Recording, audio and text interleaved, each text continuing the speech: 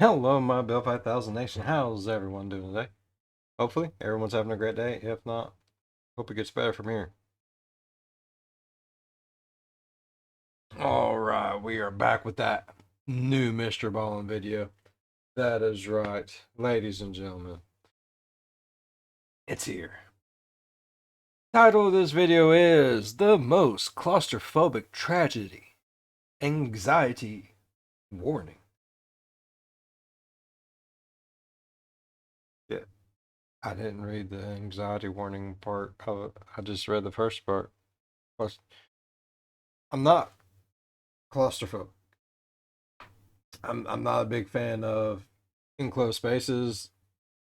They make me nervous, but I'm not claustrophobic. But the anxiety warning mixed with that, oh god, this is gonna be stressful. This is gonna be stressful. Alright. Y'all ready? Go ahead. Turn the lights down low. Put on something comfy. Cuddle up with someone special. Let's get nervous. I'm nervous about it. I am. Damn. Today's story is going to be physically uncomfortable to listen to. And at the end of the story, I'm going to show you a video that is highly distressing. So, viewer Oh, so this is gonna be all kinds of messed up. Oh god. discretion is advised. But before we get into today's story, if you're a fan of the strange, dark, and mysterious delivered in story format, Yes. then you've come to the right place because that's all we do, and we upload once a week. So, if that's of interest to you, please encourage the like button to join the official MrBallen Discord server, but secretly manipulate their account so that no matter how engaged they are on the server, they can't level up. Also, please subscribe to our channel and turn on all notifications so you don't miss any of our weekly uploads. Okay, Oh, let's get God. into today's story.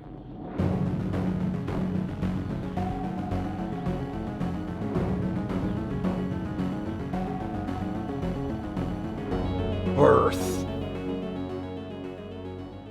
At 4 a.m. on February 25th, 2022, a 36-year-old father of three named Christopher Boudram woke up inside of his modest home in Pointe-à-Pierre, which is a city on the Caribbean island of Trinidad and Tobago. After Handsome family. quietly getting out of his bed so as not to wake up his wife, who was still asleep, Christopher walked into the other room and did his typical morning exercise routine, and then afterward, he made himself some breakfast in the kitchen, and by 5:30 a.m., he was out his front door, into his car, making the commute to work. Christopher was a professional scuba diver, and he had been for over 10 years. Commercial diving is a very broad field to work in, but generally it meant that Christopher was paid to do various tasks underwater, things like inspections or welding or just moving equipment around. For the last 8 months, Christopher had been fortunate enough to be working for a company that was located just 2 minutes drive from his house.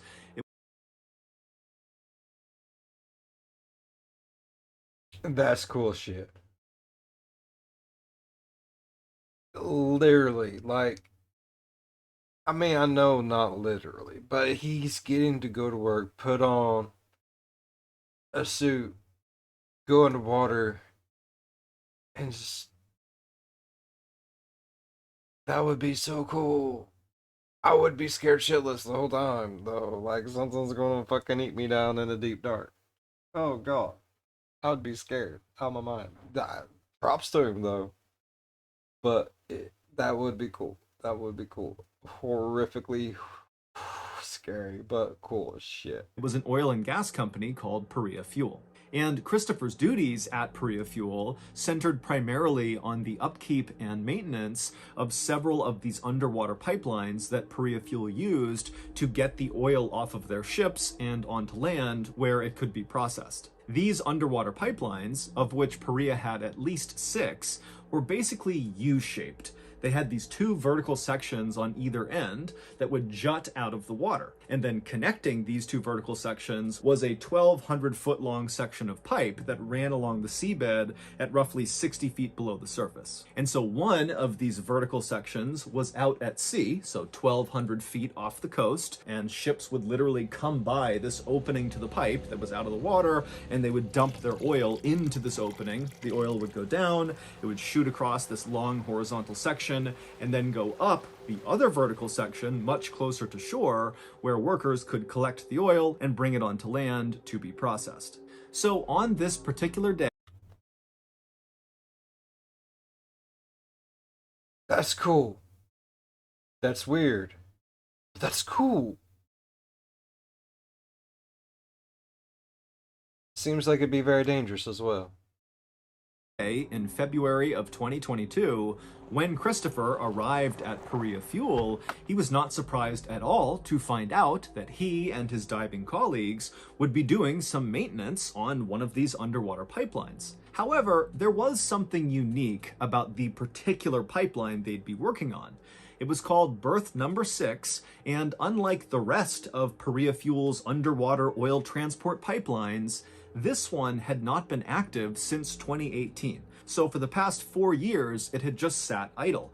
Now, this was on purpose. For whatever reason, the company had decided not to use berth number 6, and so they put it into a sort of storage mode, where the vertical section of berth number 6 that was out at sea was untouched. It was still just poking out of the water, no changes. However, the other vertical section of berth number 6 that was closest to shore was first plugged up, like imagine putting a cork inside of a wine bottle. That's basically what they did to this vertical section, except they used this huge inflatable cork. Imagine like a huge pool toy. They basically jammed it inside. That's fucking cool. That's like those things you see that they put down the pipes and they blow them up and they go through it. I don't know what the hell it is, but it's cool. I like stuff like that. It's cool. Of the vertical section, and then they inflated it so much that it was completely airtight inside of this pipe.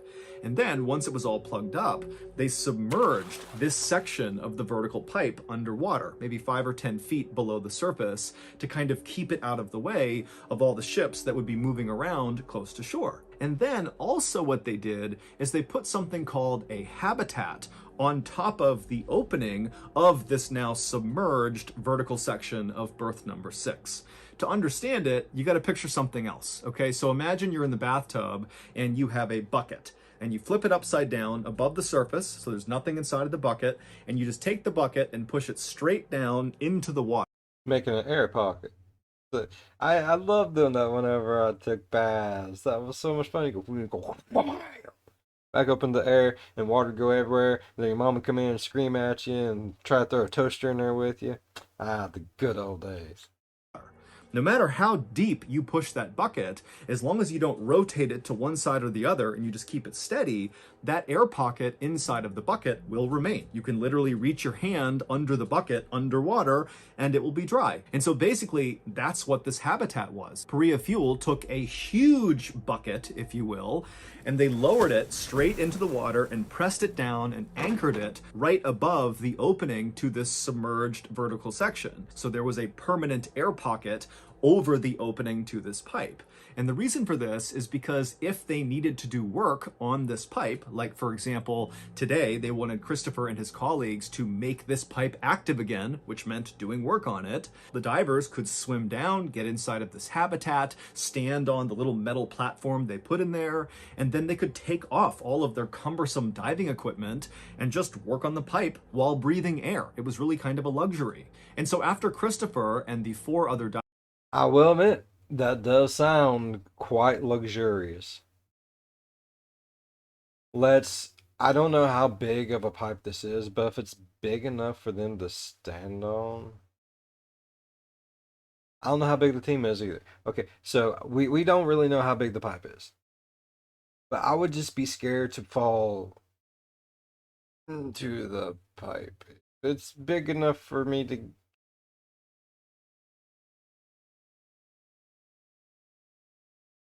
Oh.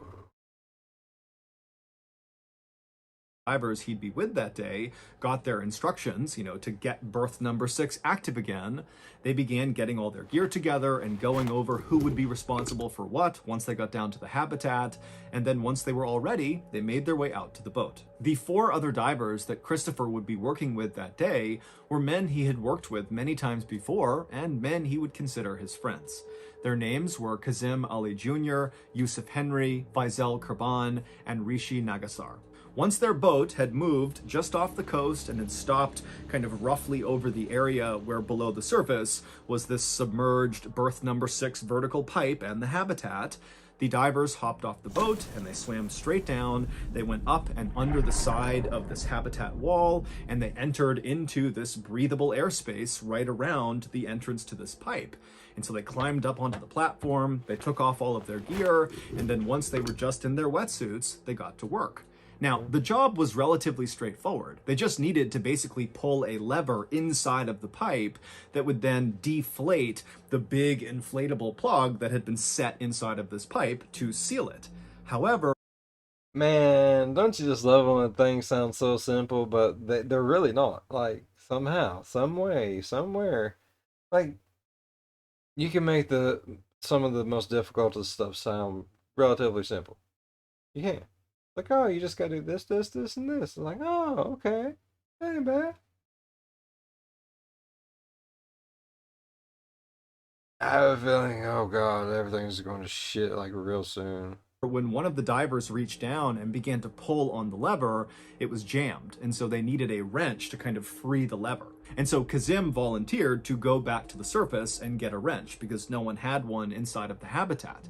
And so Kazim put his dive gear back on. He dove out from underneath this habitat, swam back to the surface. He talked to the folks on the boat. They handed him a wrench, and then he swam right back down, back inside of the habitat. And then once he poked himself back up, he handed the wrench up to the nearest diver. And that diver took the wrench, he turned back around to face the pipe, he reached down inside, and he began fiddling with the lever, and eventually he freed it. However, the second this lever was activated, something horrific happened inside of that space. Oh, thank God, a commercial. Woo! It was going to get really shitty really fast. I guarantee it. Oh, I fucking placed money on it. Damn. What if the balloon thing popped and it sent and everything and everyone just died? I have a feeling everyone died anyways.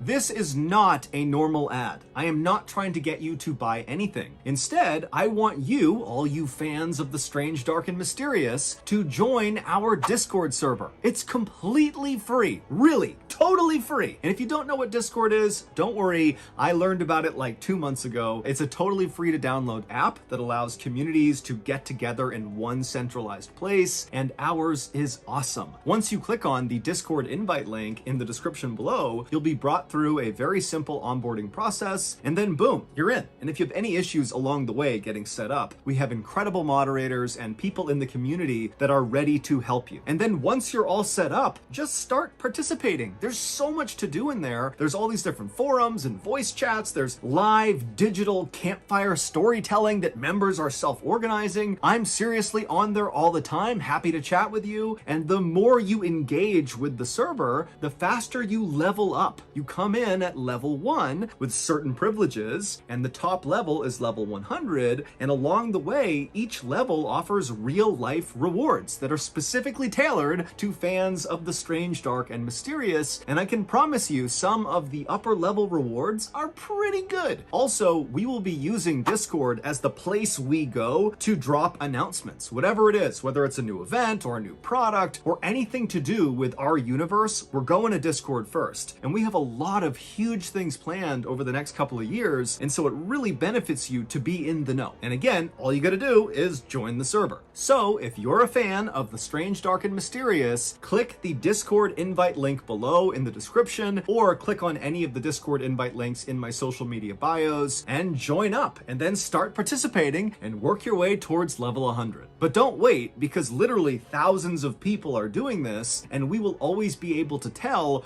who signed up early. early. It literally gets attached to your username, and we will likely begin rewarding people that joined the server early. So again, click the Discord invite link in the description below. Okay, back to the story. Never been on Discord. Don't know nothing about it. Give it a shot, though. Tell me how it goes. We don't know exactly how this happened or what exactly could have been done to prevent it, but in short, the second that lever was activated, it began to deflate this big cork that had been plugged. At least it didn't, like, explode. I was thinking, like, something went down and popped it or some bullshit. You know how balloons pop? Like, they do that, like, there's that... like that. I figure, like, maybe it might have done something, water came up in there, and they all died horribly. Man, I still imagine they all die horribly, just...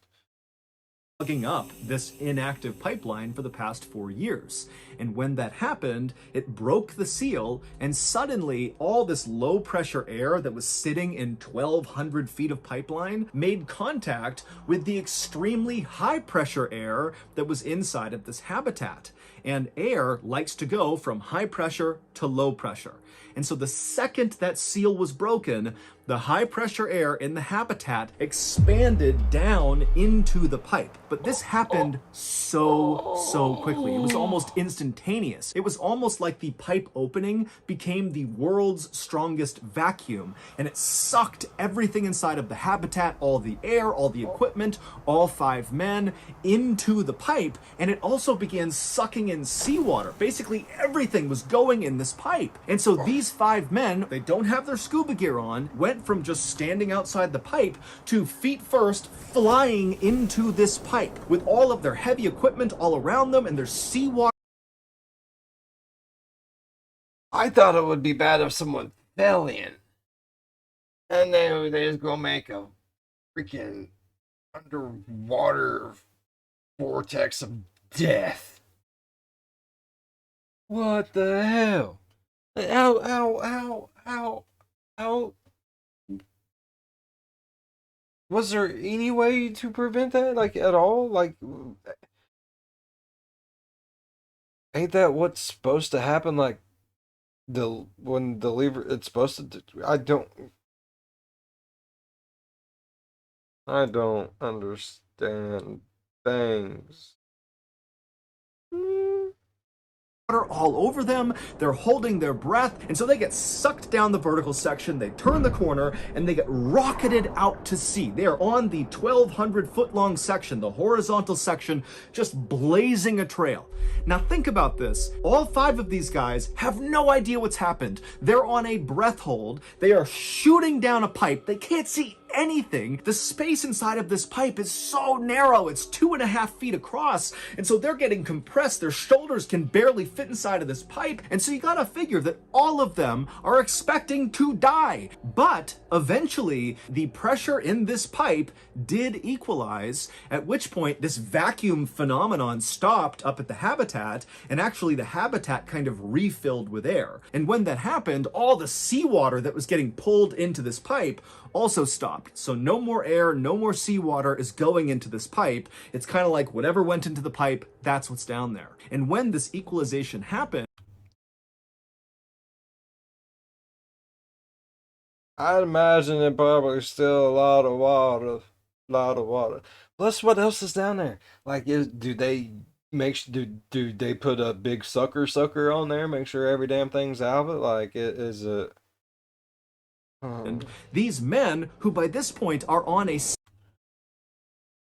Anyone else get like a spin off of Sharknado? I mean, seriously. Suck it down, shark pot. There we go. several minute long breath hold, they eventually begin to slow down and come to a stop. And by some miracle, they came to stop in a section of this horizontal pipe that was not totally flat to the seabed. It was slightly elevated, which meant there was a small air pocket where they stopped. And so they come to a stop and they just start gasping for air, and then they begin yelling out to each other, and they realize all 5 of them are alive, and they're all kind of roughly grouped together in this area. They're gonna run out of air though. It's an air pocket. Air pocket. And we know this because one of their cameras on their bodies was rolling when they were pulled into the pipe. And so we can't see anything because it's pitch black inside of this pipe, but we can hear them talking to each other once everything stops. And so over the course of this kind of chaotic initial volley of communication up and down the pipe, where again, these guys are on their backs, they can't move at all. They're completely kind of trapped in position. And even though they're in an air pocket, there is water kind of close to their face. And so they have this little area to breathe in. They're panicking, they're screaming at each other. But in this volley, they're able to figure out that Christopher was the closest to the way they had come into the pipe, meaning his head was closest to the vertical section closest to shore, and all four other men were right below him. And so Christopher knew if they were going to get out, their best chance was to backtrack, head towards the way they came in, which meant Christopher would have to lead them. And so Christopher kind of found it within himself. Again, we can hear him on audio, and he told the others to calm down and link their feet onto the person below them. Ooh, hold on. Damn. I wasn't even there, and I am stressed the hell out, bro. Oh. Okay. Shoulders. And so to do that, the only way these guys could move in this tight little pipe is just by pushing with their heels. And so painfully, slowly, these guys who were very badly battered at this point, they came flying in here surrounded by all their heavy equipment crashing into them. Guys had broken bones. They were really badly beat up, but they finally make their way until they're all linked, feet under each other's shoulders. And then Christopher, in the lead, began kind of going in reverse, inching their way up the pipe. But aren't they in a air pocket to where they're not going to be air? I don't want to know anymore. I don't. There.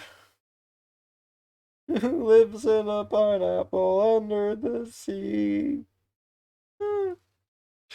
Oh, God. Back towards the way they came in. Now, the reason they felt strongly that they needed to act right away and not wait for rescue is because they didn't really understand how this had even happened. They didn't know if at any moment more water was going to pour into this pipe. They also understood that there was limited air, and at some point they would suffocate. And so with that in mind, they begin this journey. And right away, Christopher reaches the first flooded section of the pipe. Now, you have to understand, they have no idea how long this flooded section of pipe is. And so once you start moving into this flooded section behind you, once you go underwater, you're either going to find another air pocket at some point, or you're going to drown. And so it would turn out that only Christopher and the guy right below him, Faisal, were willing and physically able to attempt this potential suicide mission. And so the others, they began panicking. The others who were not going to go, and they're screaming out for Christopher and Faisal not to leave them. You can hear it on audio. But Christopher and Faisal, they felt strongly that somebody has to go. Oh my God. Oh my God. I don't know if I'm gonna be able to do this one. Oh God. Oh fuck me, there's still 10 minutes left. Oh, it could get so much worse.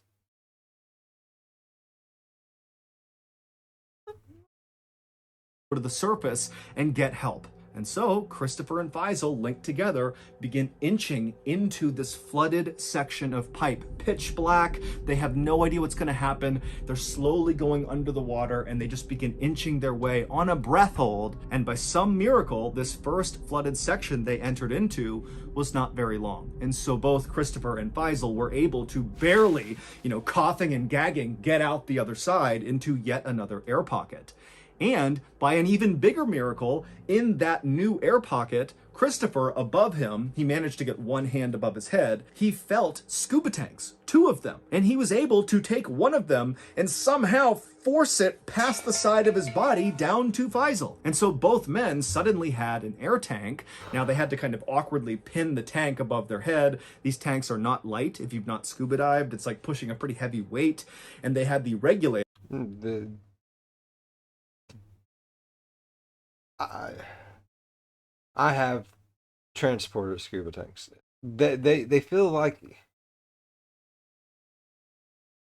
the one I carried. It was good size. Like it kind of looked like what the one feller had on his back in the first picture when he said they was all together. He showed the group of friends. The one closest that had the bright tank on his back. It weighed. I'm gonna go ahead and say it felt like it weighed about 30 pounds, and it would look similar to that. Doesn't mean it's the same. I'm sure every tank's different, but he's not wrong. They have some heft to them. It's like a tire. You can pick up a tire, but then once it's full of air, it's even heavier. It's weird.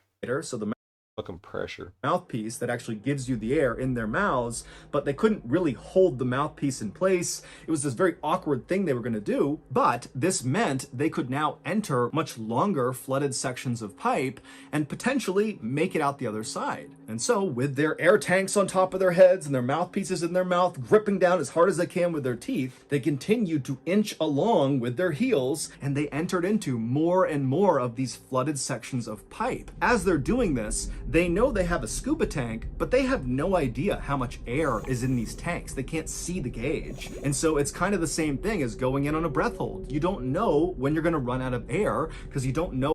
Hold your breath while you're doing it.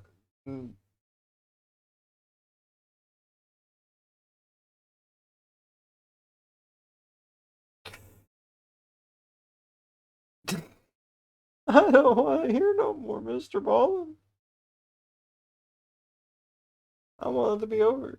How long these flooded sections are. So you can only imagine how terrifying this must have been. Oh, I'm imagining. I'm fucking petrified, bro. But they kept on going and going, and finally, after hours of this, that Christopher and Faisal are going through these terrifying stretches of, hoping they can hold on to that mouthpiece and hoping they got enough air. They'd get through these flooded sections, hit the next air pocket. After hours of doing that, they reach this air pocket where Faisal starts to kind of lose it. And he starts yelling to Christopher in the total dark to stop, but he didn't have a reason, and Christopher could kind of sense that, Faisal is starting to lose it and we're running out of time here. And Christopher, he can hear the other divers that they had left behind in the beginning screaming out all the way back down the pipe. And so Christopher, he stayed composed and he tried to get Faisal to calm down and come with him. But when it was clear he wasn't going to, he told Faisal that, hey, I'm going to keep going alone then. I'm going to get us help and I'll be back for you. And so Faisal, he was still panicking and he yelled at Christopher not to go any further, but Christopher knew he had to go. And so with the sound of his friends screaming out for him to stop, Christopher again cinched down with his teeth on the mouthpiece, continued to push this air tank above his head, and he inched his way closer and closer to the entrance of this pipe. And after reaching a very long underwater section where he knows he's running out of air, his tank hit the kink in the pipe where it went vertical again, which meant right above him was the exit. The habitat is right up there. And so Christopher was able to kind of turn and swim up this vertical section until he popped up. And it was again another air pocket, except the water level in this vertical section was not close enough to the exit of the pipe to actually pull himself out. It was like Christopher was stuck at the bottom of a well, like there's nothing he can do. But luckily there was a chain that was dangling down in arm's reach. And so Christopher grabbed the chain and just had to wait, having no idea if anybody was coming to get them. But eventually, two rescue divers did get into the habitat and they reached down and they pulled Christopher out of the pipe and they saved him. And when they brought him up to the surface, Christopher saw that Perea Fuel had their emergency response team on site.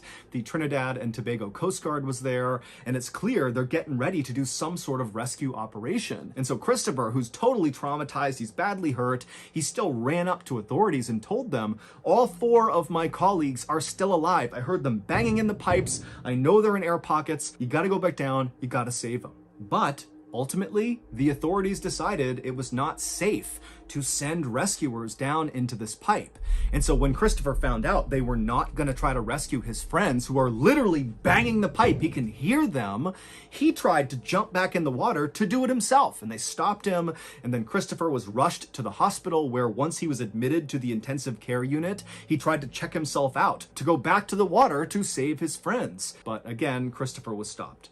For 2 whole days after Christopher was rescued from this pipe, his colleagues, the 4 other divers, remained trapped in the most claustrophobic, horrible situation imaginable, and they continued to bang on the pipe and make noises that could be heard on the surface, but nobody did anything. And so finally, on February 27th, the noises stopped inside of the pipe, because all of the men died. They either died of suffocation because they ran out of air in the pipe, or they died from one of their injuries, or they attempted to do one of those long underwater sections of pipe on a breath hold because they didn't have scuba tanks, and they drowned. On February 28th, 3 of the divers' bodies were recovered, and the final body, the 4th diver, was recovered on March 3rd. It's unclear why Christopher and the other divers did not do something to equalize the pressure inside of the habitat and inside of this pipe before undoing the plug, because this vacuum effect, which is known as delta P, is actually easy to anticipate and relatively easy to prevent. But the investigation into exactly what happened and who is to blame is still ongoing. However, the only survivor, Christopher, and many other people who are following this case, they believe the 4 deaths are directly attributable to Perea Fuel, who were primarily responsible for not allowing a rescue operation to happen in those first 2 days, where you could clearly hear the sounds of these divers banging on the pipe. And so to finish this story, I'm going to show you the final footage taken by one of the divers. I need a minute before that, but you need to slow her down, MrBallen. You're coming at me too fast.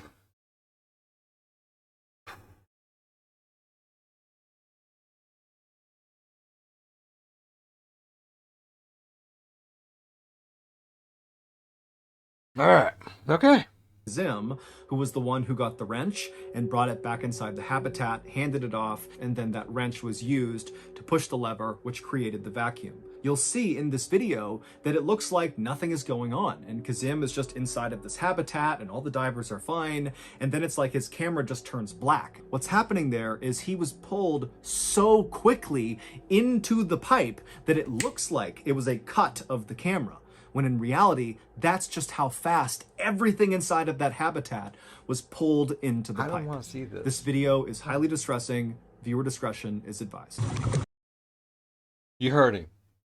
Viewer discretion. There should be a maturity level. I am not that mature. I do not think I need to witness things like this. Fuck.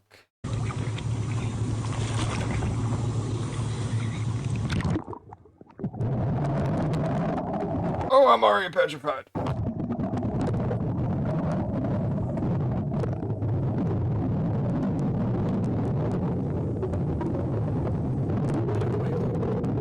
I don't like the noises either. Oh my god, I don't fucking like none of that.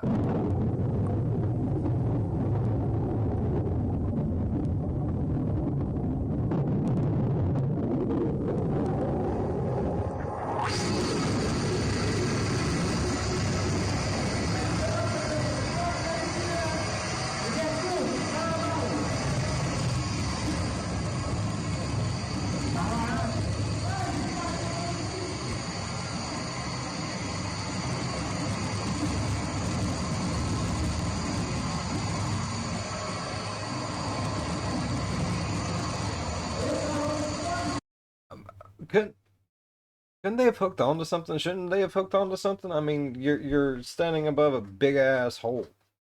Yeah, so it's full of deep, dark stuff.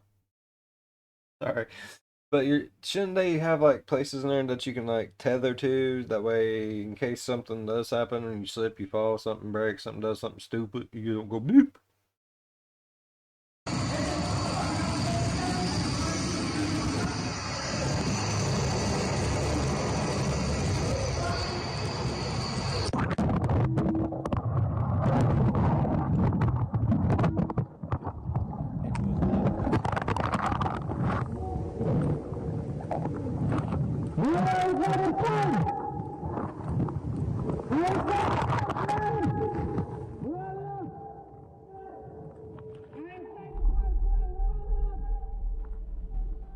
So that's going to do it. If you got something out of today's video and you haven't done this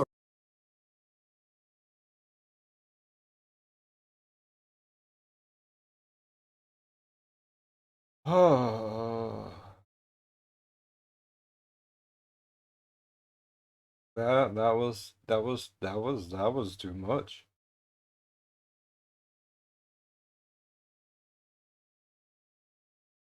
That was too much, MrBallen.